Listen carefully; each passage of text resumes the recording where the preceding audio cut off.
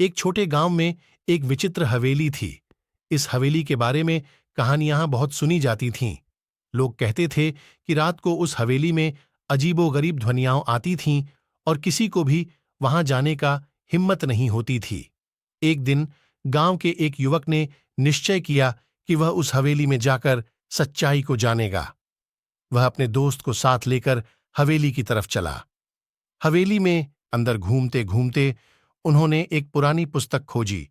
उस पुस्तक में हवेली के बारे में लिखा था। यह था एक अत्यंत धनी शख्स का घर, जिसने अपनी पत्नी को बेहद प्रेम किया था, परंतु उसकी पत्नी ने धन के लालच में धोखा किया और उसे मार दिया।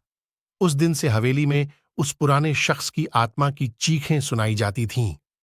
युवकों ने पुस्तक की सारी कहानी समझ ली।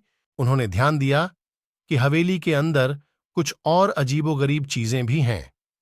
उन्होंने एक छिपकली के पिंजरे को देखा, जिसमें एक बांधक था।